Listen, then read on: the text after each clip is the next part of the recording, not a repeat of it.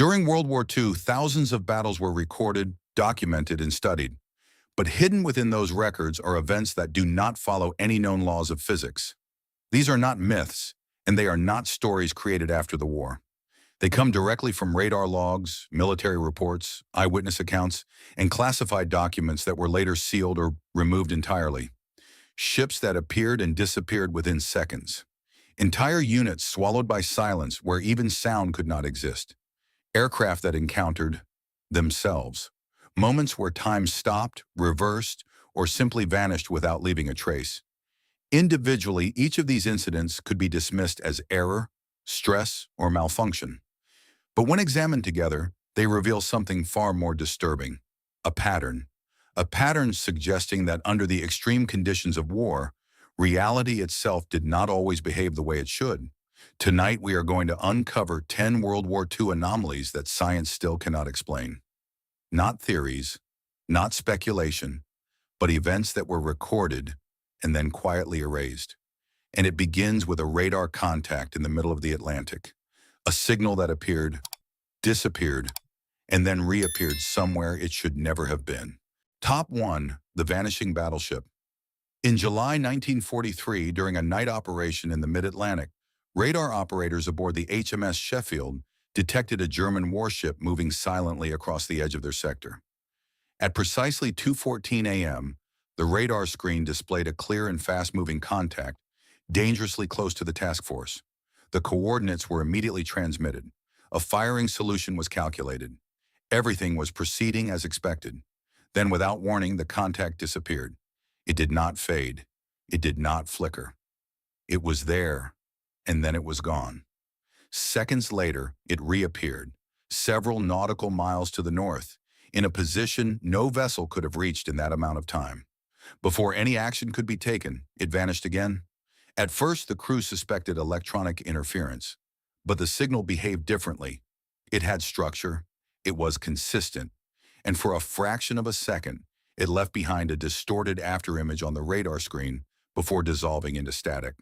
The incident was logged under an internal code: echo drift.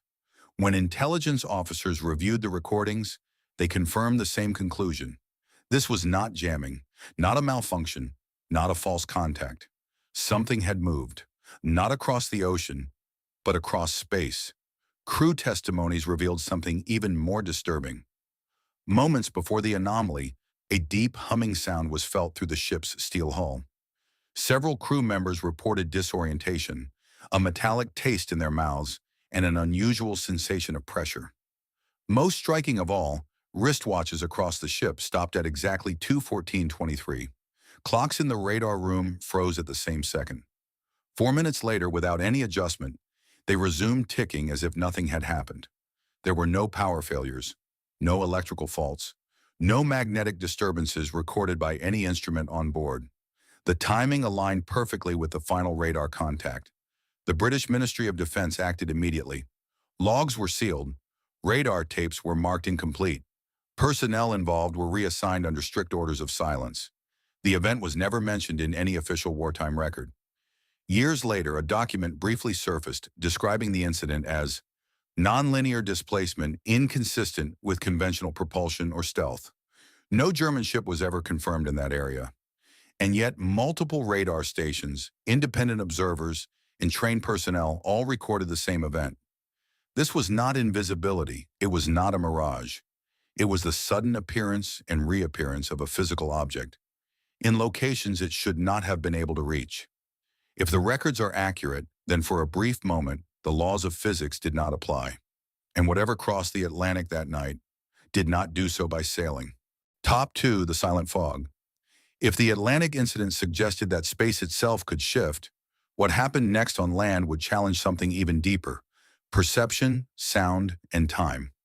In September 1944, near the eastern front of the Carpathian Mountains, a Soviet reconnaissance battalion was deployed to secure a strategic valley used for Axis supply routes. At 04:17 a.m., the unit reported an unusual fog rolling in from the north. Within minutes, visibility dropped to near zero. That alone was not unusual. What followed was radio communication between forward scouts and command was suddenly cut off, not distorted, not weakened, completely gone. No static, no interference, just silence. All channels failed at once. The commanding officer ordered messengers forward on foot. None of them returned. As the fog reached the main unit, soldiers began to notice something unnatural. There was no sound. Boots hitting the ground made no echo. Metal brushing against equipment produced nothing. Even voices seemed to dissolve within inches. It was as if the air itself had absorbed all vibration. Inside this silence, disorientation began. Compass needles spun uncontrollably. Several soldiers reported nausea, pressure in their ears, and a strange delay in their own thoughts, as if their minds were struggling to keep up with reality. Some claimed they heard whispers behind them. Others saw movement that did not belong. One soldier broke formation, shouting that he had seen himself standing ahead in the fog, watching. Others described the environment as unstable, not moving, but flickering, like reality itself was skipping frames. For 6 minutes, nothing followed logic. Then, just as suddenly as it appeared, the fog disappeared. Visibility returned instantly. The missing messengers reappeared, confused, disoriented. They insisted they had never moved from their position, but their uniforms were soaked, their boots covered in mud from terrain they had never crossed, and their watches were 4 minutes behind the rest of the unit. Back at command, the entire event was recorded and labeled as a localized atmospheric anomaly. But meteorological records showed no fog in that area on that day. No temperature shift, no pressure change, no weather system of any kind. The battalion's communication logs were later found corrupted, pages missing, radio equipment fully functional, but no signals recorded during those 6 minutes. The investigation was classified. The officers involved were reassigned, and the valley was never mentioned again. If fog can erase sound, distort time, and disconnect reality from itself, then it is no longer weather. It is something else. Something that exists briefly, changes the rules, and then disappears. Top 3, the Time Mirror Squadron. If the fog in the Carpathians blurred the boundary of reality on the ground, what happened next would take that same distortion into the sky. On the morning of March 12, 1945, a Royal Air Force squadron stationed in southern Italy prepared for a routine reconnaissance mission over the Adriatic Sea. 6 Spitfires, escorted by 2 Mosquito aircraft, took off at 09:40 a.m. from RAF Grottaglie under clear skies. Their objective was simple: document German naval activity along the Dalmatian coast. At approximately 10:06 a.m., flying at 9,000 feet, Flight Lieutenant Raymond Keane noticed something unusual below the cloud layer: a reflection. At first, it seemed like sunlight bouncing off the water, but as the formation adjusted to investigate, the pilot saw something that should not have been possible. Another squadron was approaching them. Same formation, same number of aircraft, same flight pattern. Then came the detail that made it impossible to dismiss. The aircraft carried identical serial numbers, identical markings, identical configuration. It was not another unit. It was them. Radio chatter erupted instantly. Pilots called out positions, attempted contact, demanded identification. There was no response. The mirrored squadron continued flying toward them, perfectly synchronized, as if every movement had already been calculated, or already happened. As the 2 formations drew closer, the mirrored aircraft suddenly banked left in unison and descended into a cloud bank below. The RAF pilots followed, but when they broke through the clouds, there was nothing there. No aircraft, no contrails, no disturbance in the air, just empty sky. Back at base, the incident was reported and logged.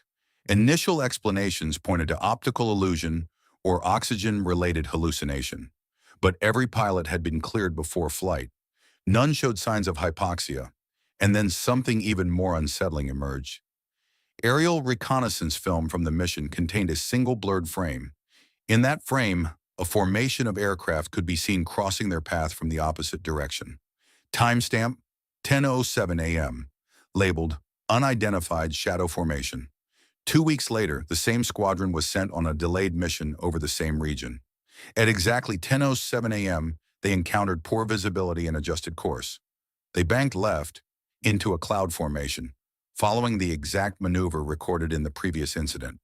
Only this time, they didn't see anything, because this time, they were the ones being seen. Flight data, speed, and position matched perfectly with the earlier encounter. The Ministry of Defense quietly collected all evidence. Photos were removed, reports were sealed, pilots were ordered not to discuss the event. Internally, the RAF classified it as a closed-loop temporal anomaly. No explanation was ever provided. If it had been a hallucination, it would not have predicted future movement. If it had been a reflection, it would not have carried details that had not yet occurred. What the pilots saw was not another squadron. It was a moment in time, displaced from its sequence. A reflection not in space, but in time. And for a brief moment, they did not just witness it, they flew into it. Top 4, the collapsing tunnel jump. If the sky could reflect moments from the future, what happened next would suggest that space itself could open and close without warning. In November 1943, during the Italian campaign, an American engineering platoon was assigned to clear a defunct railway tunnel near the village of Rocchetta Alta. The tunnel, abandoned since World War I, was believed to be used by German forces as a hidden supply route. At 03:12 p.m., controlled charges were placed to breach a sealed intersection. Moments later, a partial collapse occurred. The explosion triggered a chain reaction of falling rock and steel. The tunnel buckled inward. 6 soldiers were trapped inside. They were presumed dead. Rescue operations began immediately, but command recorded the event as a total structural failure with no chance of survival. Then 34 minutes later, 2 of the trapped soldiers walked into the command post, alive, disoriented, covered in soot, but completely unharmed. They claimed they had escaped through a side passage that led them out of the mountain, emerging several hundred meters from the entrance. But that passage did not exist. Reconnaissance teams surveyed the entire area. There were no alternative exits, no hidden shafts, no terrain matching their description. And yet, there was more. Medical examination revealed signs of mild hypoxia and irregular heart rhythms, conditions typically associated with high-altitude exposure. But the tunnel was barely above sea level. Hours later, the remaining 4 soldiers were found deeper inside, unconscious but alive. According to their account, they had been thrown back by the blast and blacked out for what felt like only a few seconds. But field clocks showed they had been missing for over 2 hours. None of them could explain the missing time. One soldier reported something even more disturbing. He claimed that before losing consciousness, he saw the 2 men who had escaped standing above him, but not in the tunnel, in a corridor made of smooth black stone, illuminated by a faint blue light. Then everything disappeared. The Army Corps of Engineers conducted a full geological survey. Ground-penetrating scans revealed a solid mass of limestone and granite. No cavities, no fractures, no space for any passage. The rock was completely intact. The official report was immediately classified under the designation Nonlinear Spatial Anomaly, Rocchetta Site. The area was sealed. Military units were assigned to guard the perimeter. Civilians were relocated. The surviving soldiers were reassigned within weeks. One of them was later institutionalized after repeatedly claiming he had seen himself running out of the tunnel before the explosion even happened. In his case file, he described the experience as being pulled through a seam in the air. There are no maps, no images, no physical evidence of any exit.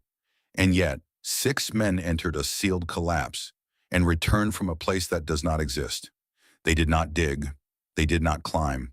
They did not escape. They moved through something that should not be possible.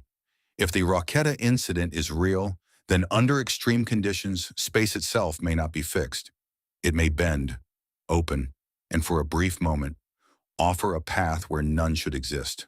Top 5, the reversed skirmish in France. If space itself could open without warning, what happened next suggests that even time can move in the wrong direction. In May 1944, during the Allied advance toward Normandy, a platoon of American infantry engaged in a short but intense skirmish near the village of Saint-Pé. The battle lasted less than 20 minutes, but what several soldiers reported afterward did not follow any known logic. Sergeant Harold Brooks was the first to describe it. According to his statement, The moment he fired his weapon, the enemy was already falling, before the shot had even been fired. Spent bullet casings lifted from the ground and returned into their rifles. Bloodstains disappeared from uniforms. Smoke flowed backward into gun barrels. German soldiers who had just been hit stood back up and moved into their original positions. It was not confusion. It was not memory distortion. It was as if the battle itself was running in reverse. At first, the report was dismissed as stress. Then 4 more soldiers, positioned in different areas, described the exact same sequence. One soldier claimed he saw his grenade reassemble midair and return to his hand. Another shouted for a medic, only to watch the wounded soldier recover before the injury appeared. Even sound behaved differently. Gunfire reversed into dull clicks. Shouts turned into inhaled breaths. The battlefield did not echo. It rewound. Command ordered a review of reconnaissance footage. One segment, 12 seconds long, stood out. In that clip, soldiers could be seen moving backward with unnatural precision. A muzzle flash visibly collapsed back into a rifle barrel. The footage was immediately removed and classified under a code never used before or after. Temporal inversion event. The next day, engineers surveyed the area. Radiation levels showed a slight spike. Magnetic readings fluctuated. Ground sensors detected a low-frequency vibration during the exact moment of the anomaly. Despite all of this, the official conclusion was simple. Nervous strain under combat conditions. Several soldiers were removed from duty, diagnosed with dissociative memory disorders. One of them, Corporal Dennis Miles, described the experience during evaluation. It was like watching war bleed backward through a hole in time. When asked if it was a hallucination, he answered, "I could feel it, pulling." The battlefield was later cleared, bulldozed, and repurposed. No official record of the reversed footage exists, but the question remains. If time can reverse, even briefly, then what controls its direction? Is it constant, or does it fracture under pressure? What happened at Saint-Pé may not have been confusion. It may have been reality itself, correcting something or undoing it. Top 6, the radar black hole. If time itself could reverse on a battlefield, what happened next suggests that entire sections of space could simply disappear. In February 1945, as Allied forces pushed through the Ardennes forest, a British mobile command unit stationed near Houffalize detected something unusual during a routine aerial scan. A section of airspace, approximately 10 square kilometers, returned no data. The radar was functioning perfectly. But within that zone, nothing existed, at least nothing detectable. Pilots flying near the area began calling it the quiet patch, a place where radios cut out, compasses spun without control, and onboard instruments stopped responding. The anomaly was first confirmed when a reconnaissance aircraft entered the zone and vanished from radar for 7 minutes. From the ground, it was gone.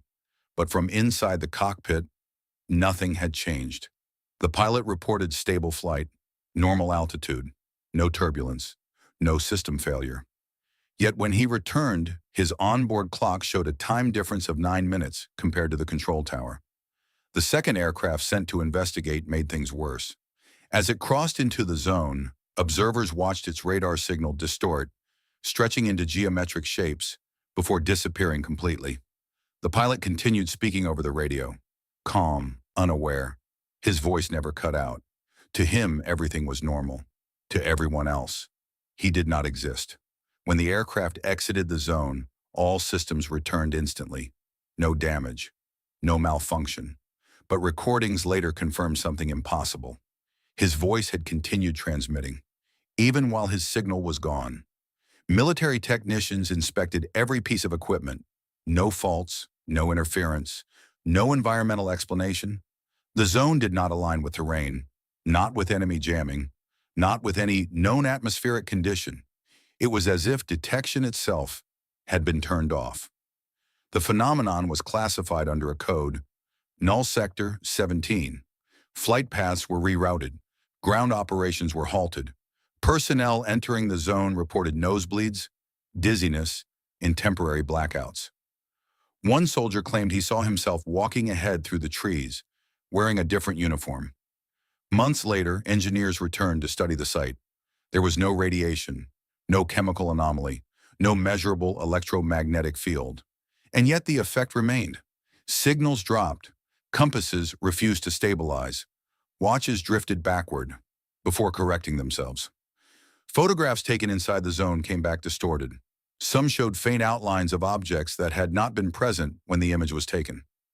The anomaly was never explained. The area was quietly reopened to civilians after the war. But one thing never returned. No aircraft ever flew directly over it again. If the Ardennes anomaly proves anything, it is this. There are places where existence itself is not stable, where presence can pause, where signals can vanish, and where, for a moment, you can still be there, but not be seen. Top 7, the 2 minutes missing incident. If entire zones could erase presence, what happened next suggests that time itself can be removed completely. On the night of August 2nd, 1944, near the Polish town of Otwock, a joint British-Polish intelligence unit prepared for a coordinated strike on a German communications hub. The operation required absolute precision, multiple teams, multiple positions, all synchronized down to the second. Every soldier was issued a verified timepiece. The attack was scheduled to begin at exactly 02:01 a.m., with confirmation signals transmitted every 30 seconds. But when the moment arrived, something broke. The first signal check failed, then the second. Radios returned nothing but silence. And then, time stopped, not metaphorically, physically. Every timepiece froze, not at once, but within the same 2-minute window, from 02:01 to 02:03. No ticking, no movement. Then suddenly everything resumed. Watches began working again. Radios came back online, as if nothing had happened, except for one detail. Those 2 minutes did not exist, not in any device, not in any record. Mechanical watches had stopped. Battery-powered devices had stopped. Even pocket watches, immune to electrical interference, had failed in perfect synchronization. During debriefing, something even more disturbing emerged. Soldiers closest to the target zone described a strange sensation during the missing time, a feeling of disconnection, as if the world around them had become thinner. Sound disappeared, weight vanished. One soldier reported flashes of white light at the edge of his vision. Another claimed he moved from one position to another, without crossing the space between, as if he had jumped forward without motion. Command attempted to verify the event using reconnaissance footage. The film reels showed a continuous timeline, but the frames between 02:01 and 02:03 were not damaged, not missing, not corrupted. They were blank, pure white, not darkness, not static, just nothing. A complete absence of recorded reality. The incident was immediately classified under a rarely used designation, chronometric interference. The official explanation cited environmental factors and fatigue, but it failed to explain one critical fact. The same 2 minutes disappeared across multiple locations simultaneously. A final note in the suppressed report described one camera that captured 3 exposures during the event. The second image was completely blank. The third image, taken immediately after, showed subtle changes. A branch had shifted direction, footprints had vanished, a rifle had moved position. No one had touched anything. If time can be removed from devices, from film, and from memory, then it may not be continuous, it may be editable. And for exactly 120 seconds, something paused the world and chose not to leave a trace. Top 8, the battlefield echo. If time itself can be erased, what happened next suggests that it can also repeat.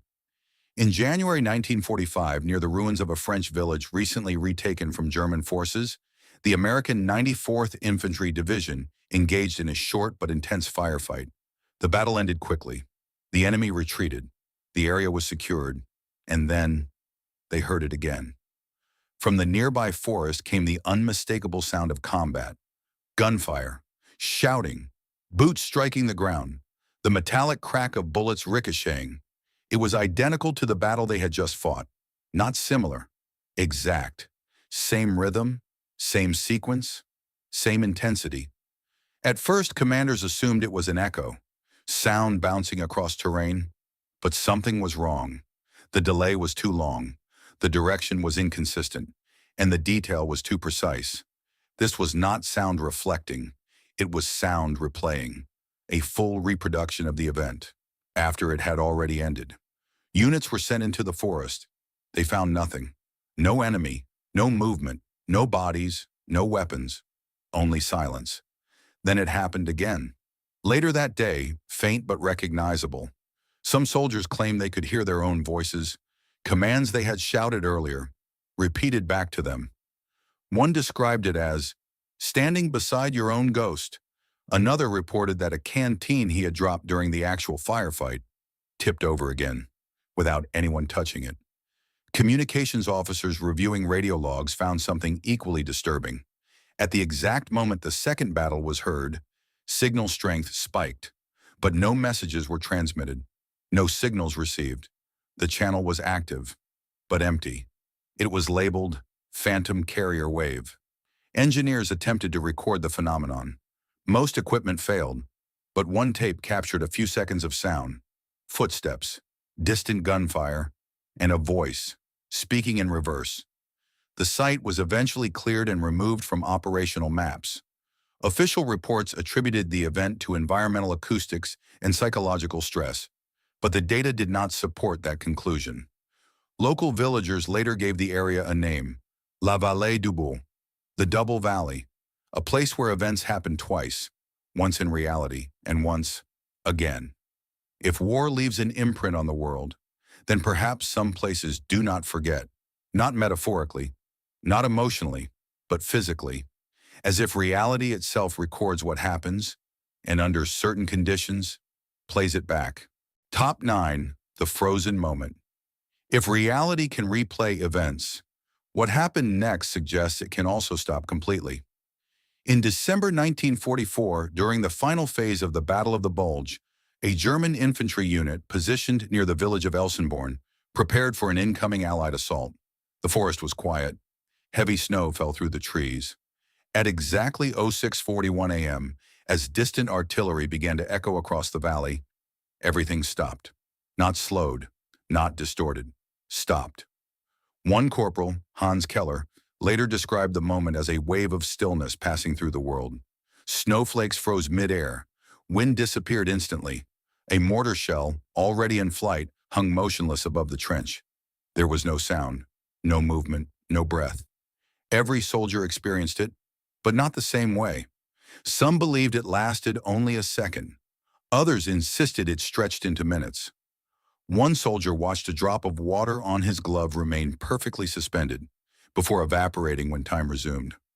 Another saw a bird frozen mid-flight, wings extended unmoving, like a statue in the sky. Then, without warning, everything came back. The snow fell. The wind returned.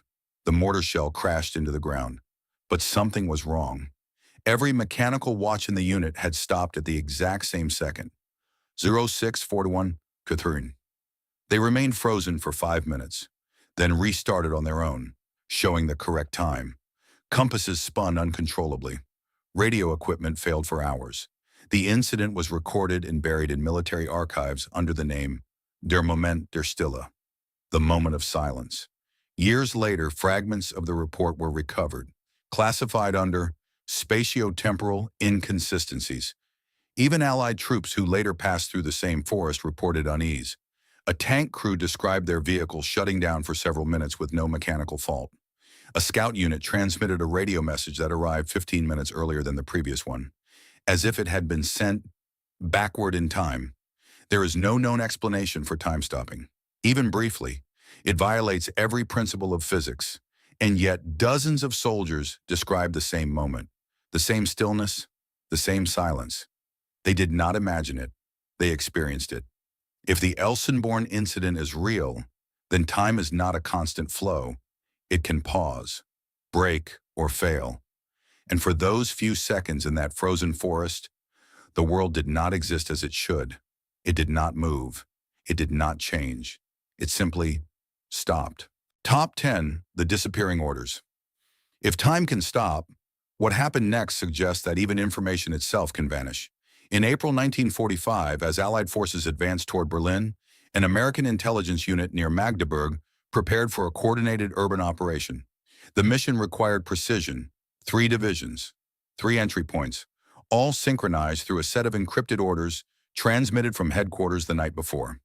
The orders were received, printed, distributed, and signed off by commanding officers. Everything was ready. At 6 a.m., the operation began. Except one division did not move. They stood in position, waiting. According to them, the orders had never arrived. This delay caused the 2nd Division, believing the plan was in motion, to advance alone. They were met with heavy resistance. The operation collapsed. Casualties followed. During debriefing, something impossible emerged. The 1st Division insisted they had never received any instructions. Their messengers denied delivering them. And yet, 5 separate confirmation sheets existed, each signed, each time-stamped, proof that the orders had been received. When intelligence officers attempted to retrieve the documents, they were gone. Entire folders had disappeared, not misplaced, not damaged, removed. Clerks responsible for filing them claimed the orders had never existed, but multiple officers clearly remembered reading them, in detail, coordinates, timing, fallback positions. One even recalled a spelling mistake in the 2nd paragraph, a mistake that matched exactly with the version used by the 2nd Division. Then came the most disturbing detail. A communications technician reported detecting a duplicate transmission of the same orders, sent back to headquarters at 05:48 a.m., before the original message had even been officially issued. The signal was authentic, correct encryption, valid verification codes, but no one had sent it, and its origin point was located inside enemy territory. The investigation found no technical errors, no malfunction, no interference. The event was classified, buried, erased from official records. Years later, a handwritten note surfaced in a redacted file. The operation failed not because the orders were unclear, but because they refused to stay in place. One surviving officer claimed he had kept a personal copy of the orders. After the war, when he checked the document, the paper was still there, but the ink was gone, completely blank. He kept it anyway, as proof that something had been written, and then removed. What disappeared that morning was not just a document, it was coordination, memory, intent.